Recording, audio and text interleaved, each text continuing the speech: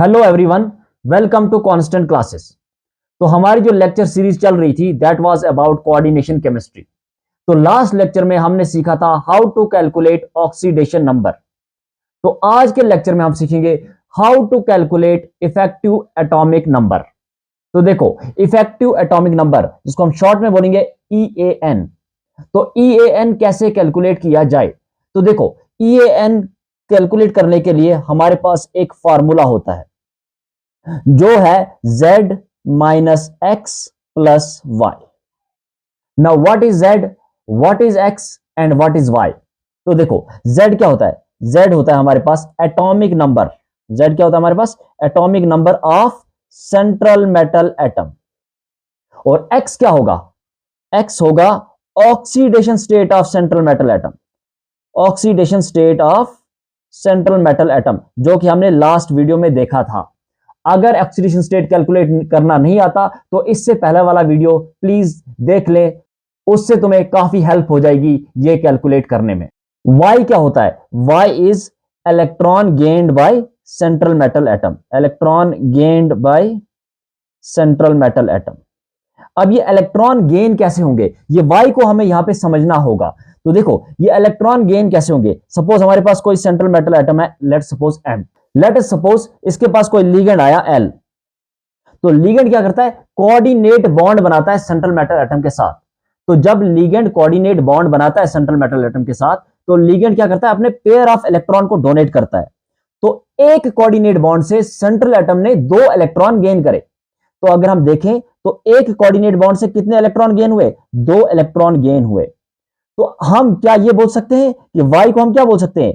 Twice into number of coordinate bond. तो उससे हमें पता चल जाएगा कि सेंट्रल मेटल एटम के पास कितने इलेक्ट्रॉन गेन हुए हैं।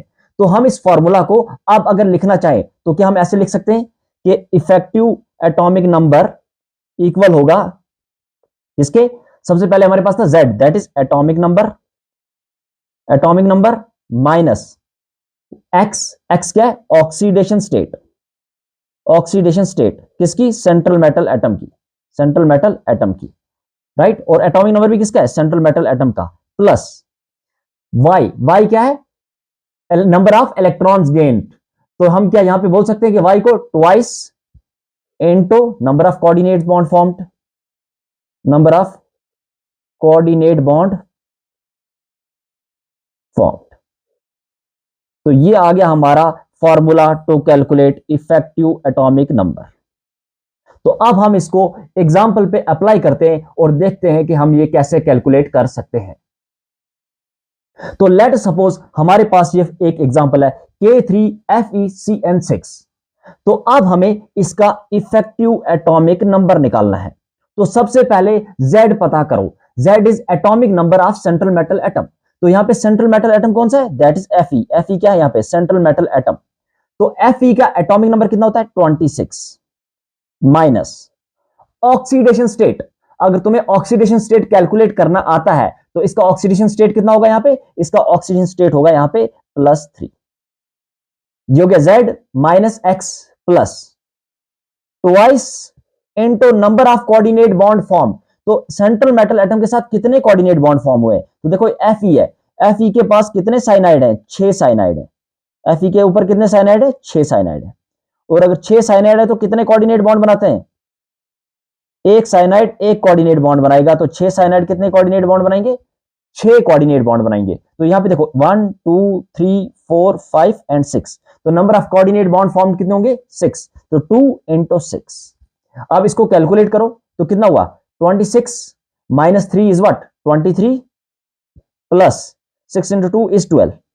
23 प्लस 12 35। इसका हमारे पास जो इफेक्टिव एटॉमिक नंबर आया दैट इज 35।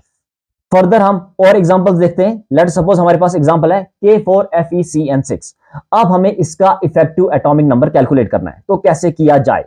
तो सबसे पहले इफेक्टिव एटॉमिक नंबर निकालने के लिए हमें क्या चाहिए? Z, that is atomic number of central metal atom. तो सेंट्रल मेटल एटम कौन सा है? अगेन Fe जो है सेंट्रल मेटल एटम है। इसका एटॉमिक नंबर कितना होता है? 26 माइनस ऑक्सीडेशन स्टेट कैलकुलेट करो। तो ऑक्सीडेशन स्टेट जो आएगा सेंट्रल मेटल एटम पे वो यहां पे कितना आएगा +2 एंड प्लस में क्या होता था twice into number of coordinate bond again FeCN6 तो कितने कोऑर्डिनेट बॉन्ड है 6 कोऑर्डिनेट बॉन्ड है। तो इसको अगर हम कैलकुलेट करें तो कितना होगा 26 - 2 इज 24 24 + 12 ये होता है 36 जो इसका इफेक्टिव एटॉमिक नंबर आया दैट इज 36। अब आगे बढ़ते हैं फर्दर और एग्जांपल्स पे। लेट सपोज हमारे पास ये एग्जांपल है K3CO C2O4 होल थ्राइस। तो इसका इफेक्टिव एटॉमिक नंबर कैसे निकालें? तो देखो ये C2O4 लिगेंड कौन सा है ऑक्सिलेट राइट। अगर तुमने देखा इससे पहले डेंटिस्ट्री में हमने बाइडेंटेड लिगेंड पढ़े थे और एम्बीडेंटेड लिगेंड पढ़े थे राइट। तो देखो हमने एक लिगेंड पढ़ा था इथाइलिन डायमीन जिसको हम बोलते हैं EN। EN कैसा था हमारे दिखने में NH2 CH2 CH2 NH2 और ये जो लिगेंड है इसके पास क्या थे डेंटिस्ट्री इसकी कितनी थी इसकी डेंटिस्ट्री 2 थी। तो ये दोनों के दोनों लोन पेयर डोनेट करता है। तो देखो एक लिगेंड 2 कोऑर्डिनेट बॉन्ड बना रहा है मतलब एक लिगेंड जो है कितने कोऑर्डिनेट बॉन्ड बना रहा है 2 कोऑर्डिनेट बॉन्ड बना रहा है। एक लिगेंड 2 कोऑर्डिनेट बॉन्ड बना रहा है। तो देखो सिमिलरली C2O4 थ्राइस तो C2O4 कैसा है दिखने में C2O4 कुछ इस तरह का दिख रहा है और हम जानते हैं ये लिगेंड भी क्या करता है ये लिगेंड भी 2 कोऑर्डिनेट बॉन्ड बनाता है एट अ टाइम। तो देखो हमारे पास कितने लिगेंड है हमारे पास 3 C2O4 थ्राइस 3 लिगेंड है। तो अगर ये 3 लिगेंड है तो ये कितने कोऑर्डिनेट बॉन्ड बनाएंगे 6 कोऑर्डिनेट बॉन्ड बनाएंगे। बस इतनी सी चीज हमें पता चल गई। हमें ऑक्सीडेशन नंबर कैलकुलेट करना आता है और हम इजीली इसका इफेक्टिव एटॉमिक नंबर कैलकुलेट कर सकते हैं। तो देखो कैसे हमारे पास क्या है हमारे पास है K3CO C2O4 थ्राइस। तो देखो हम इसका कैसे निकालें K3CO C2O4 होल थ्राइस। तो सबसे पहले क्या निकाला हमें इफेक्टिव एटॉमिक नंबर के लिए इफेक्टिव एटॉमिक नंबर कैलकुलेट करने के लिए सबसे पहले हमें एटॉमिक नंबर चाहिए सेंट्रल मेटल एटम का।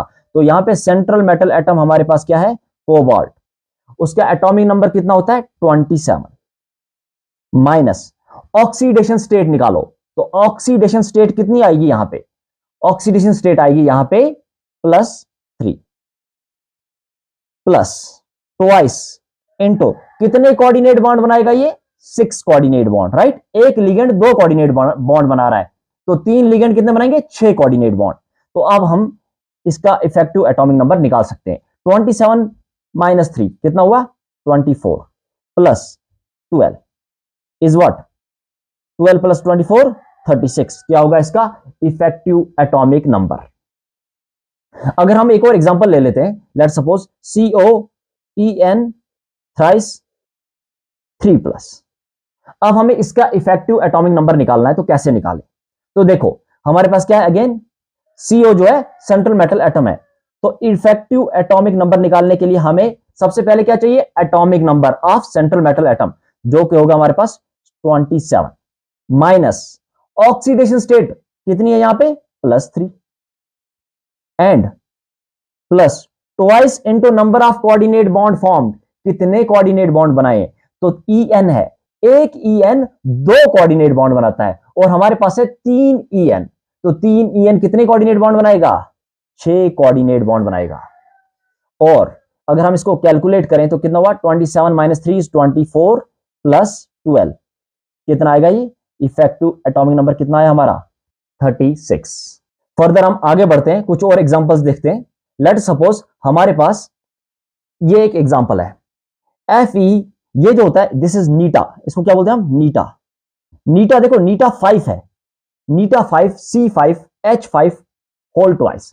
अब देखो ऐसी एग्जांपल्स अगर आ जाएं तो कैसे हम इफेक्टिव एटॉमिक नंबर कैलकुलेट करें। तो सबसे पहले यहां पे कुछ समझने वाली बात है जैसे कि देखो अगर हमारे पास आ जाए नीटा 3 C3H5 तो इसका मतलब क्या है इसका मतलब है जो C3H5 है इसने 3 इलेक्ट्रॉन डोनेट करे हैं इस लिगेंड ने दिस इज लिगेंड इस लिगेंड ने 3 इलेक्ट्रॉन डोनेट करे हैं। तो ये कुछ इस तरह का लिगेंड होगा C3 एक कार्बन 2 कार्बन 3 कार्बन C3H5 तो इसने क्या करा है 3 इलेक्ट्रॉन डोनेट करें ऐसे सेंट्रल मेटल एटम को, राइट। तो देखो ये नीटा 3 है, 3 बोले तो ये ऑड है, क्या है ये ऑड है। तो जब कभी भी हमारी स्पीशीज ऑड होगी, तो जब कभी वो ऑड होगी तो वो एज इट इज डोनेट नहीं करेगी, वो क्या करेगी, या तो वो एनायनिक फॉर्म में जाएगी या कैटायनिक फॉर्म में जाएगी, तब जाके डोनेट करेगी। अगर हमारी स्पीशीज ऑड है तो क्या ये है, ये क्या है, ये एक ऑड स्पीशीज है, तो ये ऑड है, तो ये क्या करेगी, ये एक इलेक्ट्रॉन गेन करेगी। एक इलेक्ट्रॉन गेन करने के बाद इसके पास कितने हो जाएंगे, देखो अभी तो इसके पास 3 इलेक्ट्रॉन थे, अब कितने हो जाएंगे, 4 इलेक्ट्रॉन क्या करेगी, डोनेट करेगी। अब इसके ऊपर एक नेगेटिव चार्ज आ जाएगा, और नेगेटिव चार्ज आते ही ये क्या करेगा, डोनेशन के लिए रेडी हो जाएगी, राइट। तो हम कहेंगे कि इस लिगेंड के ऊपर क्या है, भले ये नीटा 3 दिख रहा है लेकिन इसके ऊपर क्या है, एक नेगेटिव चार्ज है। सिमिलरली अगर हमारे पास नीटा 5 आ जाए, नीटा 5 C5H5, तो देखो ये क्या है, ये एक साइक्लिक रिंग है, इसको बोलते हैं साइक्लोपेंटाडाइइनाइल, क्या बोलते हैं इसको, साइक्लोपेंटाडाइइनाइल। लेकिन देखो ये भी क्या है, नीटा 5 मतलब 5 इलेक्ट्रॉन डोनेट कर रहा है, तो 5 क्या है, अगेन एक ऑड नंबर है।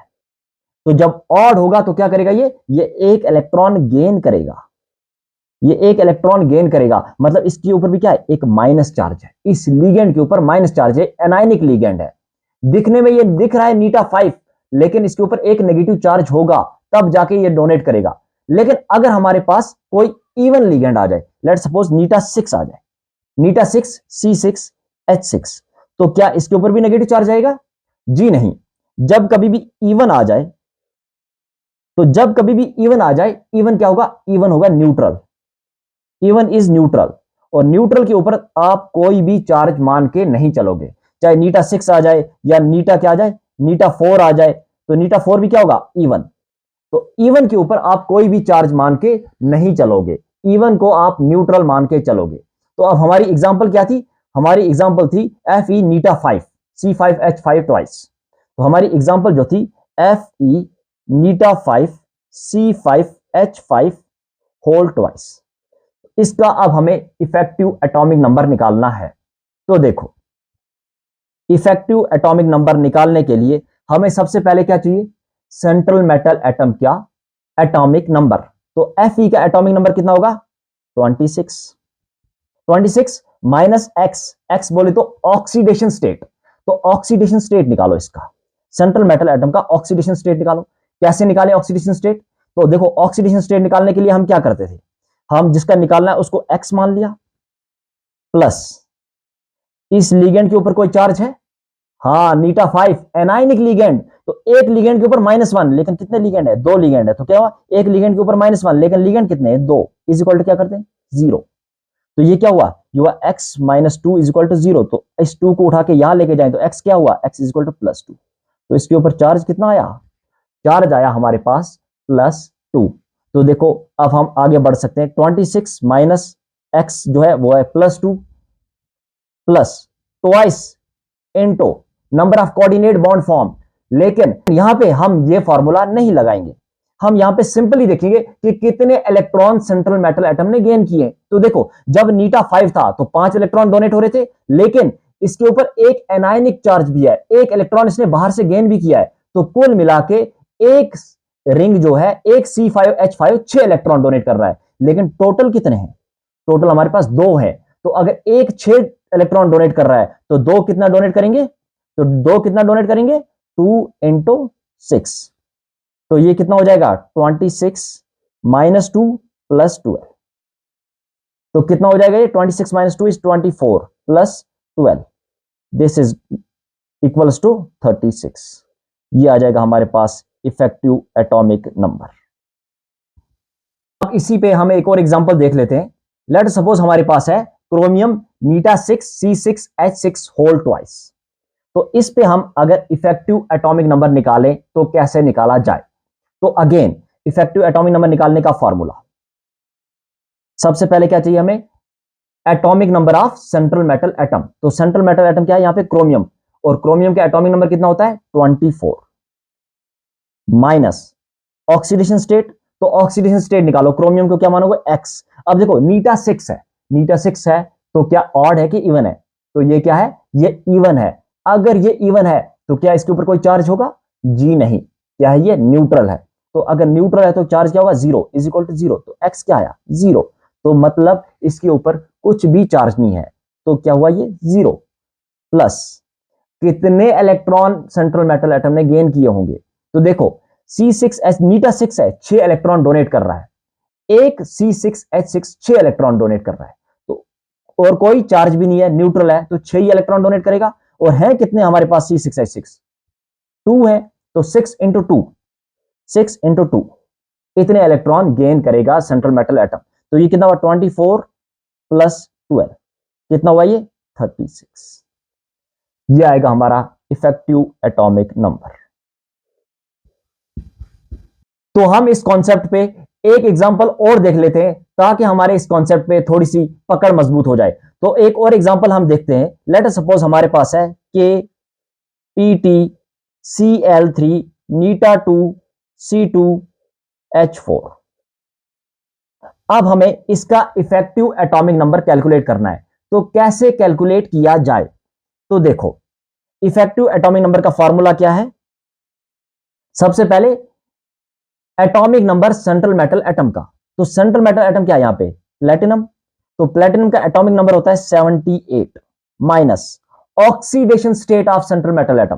तो कैसे निकाली जाए यहां पे ऑक्सीडेशन स्टेट, तो देखो पोटेशियम है, हमें पता है इस पे चार्ज कितना होता है +1, प्लस सेंट्रल मेटल एटम का निकालना है x मान लें। क्लोरीन का हमें पता है इस पे क्लोरीन पे चार्ज होता है -1, कितने क्लोरीन है टोटल 3। अब देखो अब हमारे पास क्या है नीटा 2 है, नीटा 2 C2H4, तो नीटा 2 इवन है कि ऑड, तो देखो नीटा 2 क्या होता है इवन, तो ये जो है ये इवन है, और जो इवन होता है वो न्यूट्रल होता है, वो एनायनिक या कैटायनिक फॉर्म में नहीं जाएगा। और अगर वो न्यूट्रल है तो क्या उस पे को हम चार्ज मान के चलेंगे, जी नहीं, तो न्यूट्रल है तो क्या चार्ज होगा 0 चार्ज, प्लस क्या होगा 0 इक्वल्स टू 0। अब देखो ये क्या हुआ +1 प्लस x -3 इक्वल्स टू 0, तो -3 + 1 कितना हुआ है x -2 इक्वल्स टू 0। अब इस -2 को अगर यहां लेके जाएं तो x किसके बराबर हो जाएगा x इक्वल टू +2, और this is what oxidation state of central metal atom. तो हमारे पास ऑक्सीडेशन स्टेट भी आ गया, तो 78 माइनस ऑक्सीडेशन स्टेट कितना आया +2 प्लस, अब देखो कितने इलेक्ट्रॉन गेन किए हैं सेंट्रल मेटल एटम ने।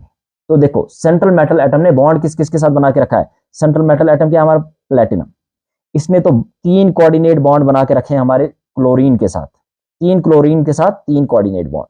तो देखो एक कोऑर्डिनेट बॉन्ड से 2 इलेक्ट्रॉन गेन करता है सेंट्रल मेटल एटम, लेकिन हमारे पास जो है 3 कोऑर्डिनेट बॉन्ड है, तो कितने इलेक्ट्रॉन गेन किए होंगे सेंट्रल मेटल एटम ने 6 इलेक्ट्रॉन, 6 इलेक्ट्रॉन तो इन क्लोरीन से गेन करें। और नीटा 2 बोले तो 2 इलेक्ट्रॉन कहां से गेन करे C2H4 से, तो टोटल कितने इलेक्ट्रॉन गेन करे 8 इलेक्ट्रॉन। बस आ गया हमारा इफेक्टिव एटॉमिक नंबर, कितना होगा अब effective atomic number 78 - 2 is what 76 plus 8 कितना हुआ 84। 84 क्या है इसका इफेक्टिव एटॉमिक नंबर।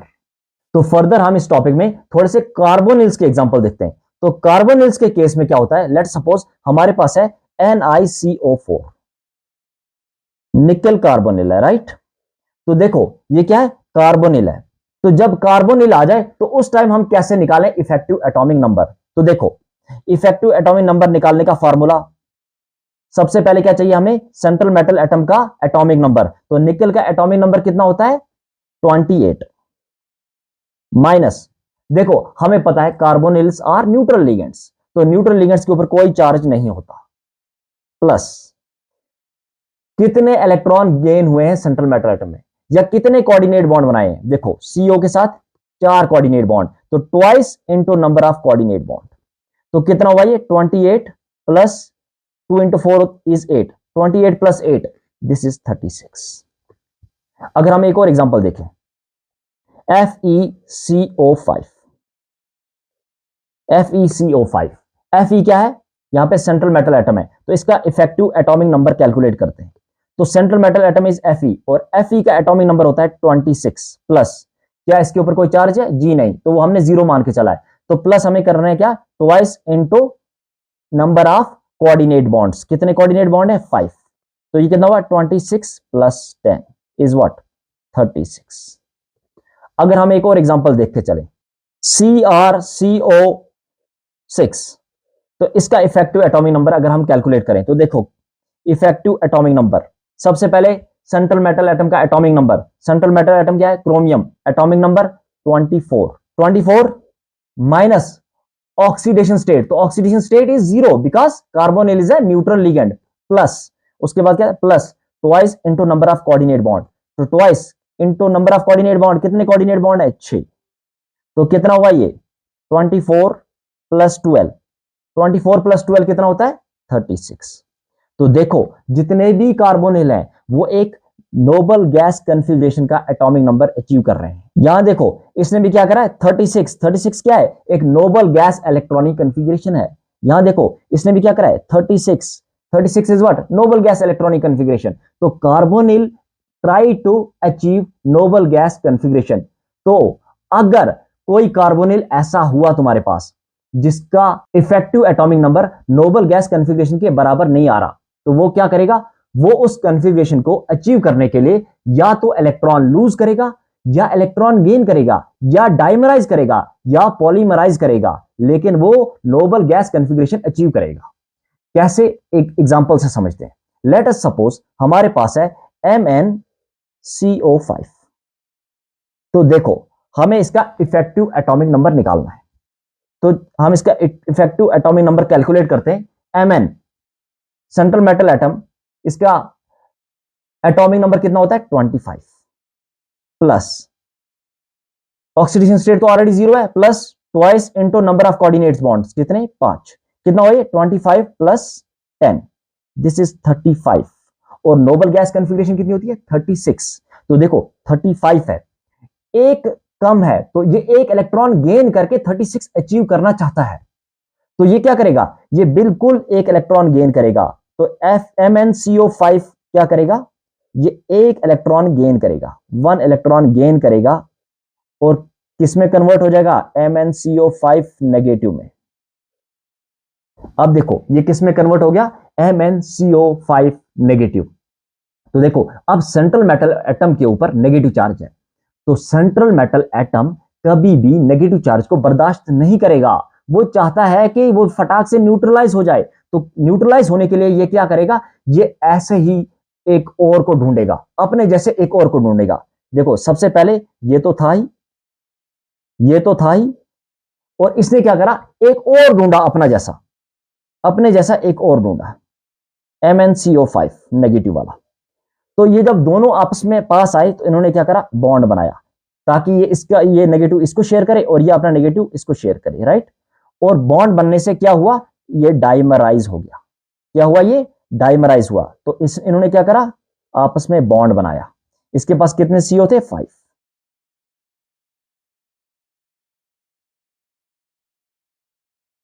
राइट। और इसने भी आपने,